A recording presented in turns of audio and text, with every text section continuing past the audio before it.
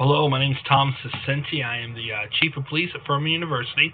I'm also an instructor for West Virginia University at Parkersburg in their Police Technology course. And so today I'm going to be doing a review for my Police Technology course on the Taser Axon body. So let me tell you a little bit about the Taser Axon body, a brand new piece of technology. We've had the Taser Axon Flex, which is what you probably saw on a lot of your TV shows.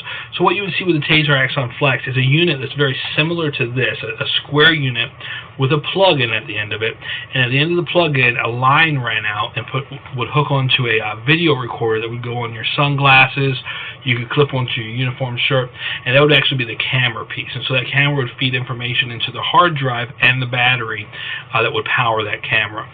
So we did a demo of those units at my last police department, and when we got them, we weren't happy with them because there was just too many wires running all over the place, too many components. We didn't want to be mounting cameras to our face. Maybe for a traffic officer that'd be a good way to do things, but for us it just didn't work out. So we sent them back, and I said to Taser, when you all get a camera that can all go into that base unit, that hard drive unit, we'd be real interested. And so I got a call about a month ago saying that they have received one, and here it is. Now I want to tell you something interesting about this presentation today. The entire presentation is being recorded on the Taser Axon body. So the image that you're seeing is exactly what you would see as a police officer during a traffic stop. The same resolution, same sound quality, everything. I'm using the Axon body to record this demonstration, this review. So let's talk about this unit for just a minute. So there's a couple of important features for us. First is the on and off switch right here. And this is actually what we call a buffering switch. It gives the unit power, and so when it's in red, it's giving it power, and your backlight right here is a solid red color.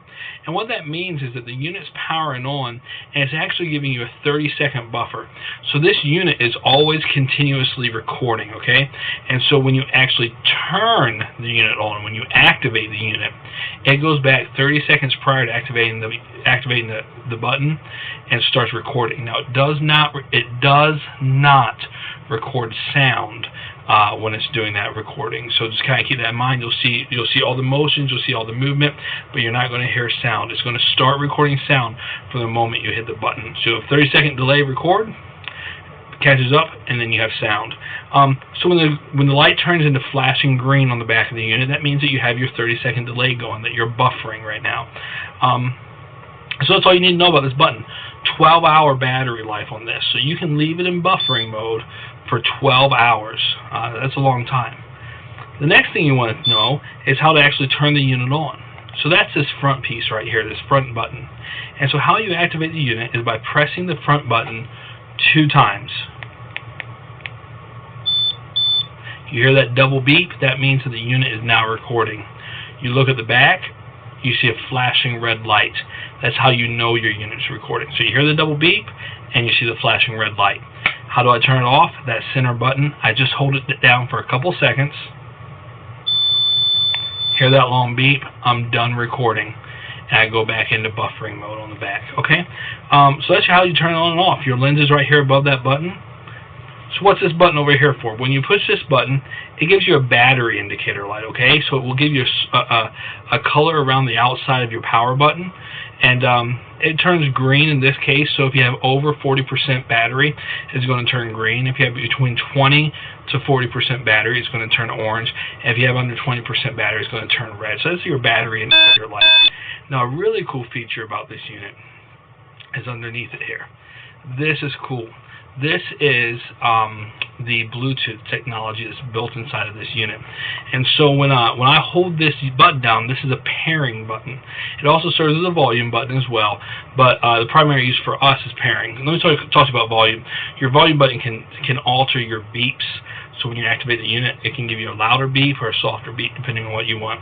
But if I hold it down, it gives me a pairing feature. And what I can do is I can pair this with a mobile device.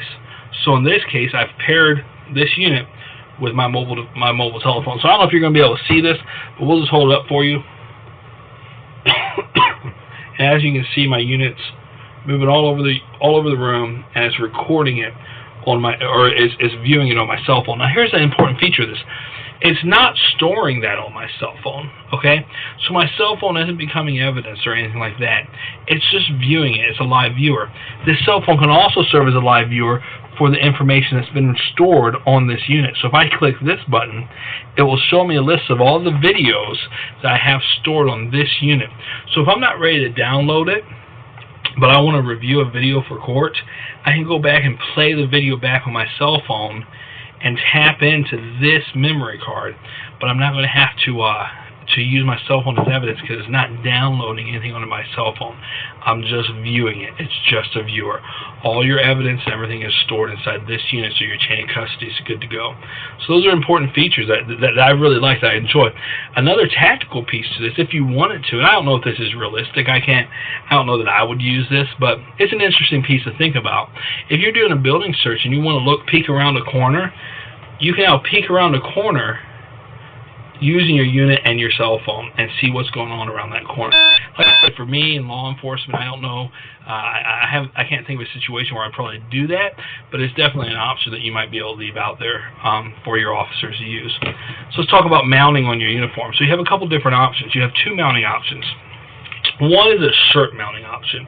So this is a little bit of a bigger back piece. It's got some stronger plastic pieces, and so I can slide this unit in. And I would be able to mount this right onto my shirt. Now I can slide into this way, I can slide into this way and rotate my unit around. However you want to mount it to your shirt. You can mount it there, I could mount it on my pocket, I could mount it on my lapel. So this is a shirt mounting unit. The other option is to mount it on your duty belt. So you see a nice 2-inch duty belt hook. You can slide that on there, and you can mount that on your duty belt. We did a few tests on this with this mounted on my duty belt. I'm looking at the person from about mouth down. So if I took another step back, I'd probably get their full body.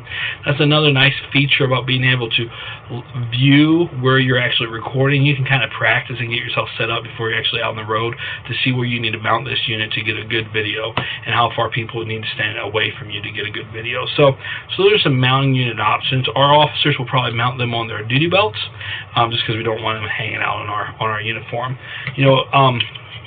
So how you get this back piece or this back piece, this is the unit it comes on.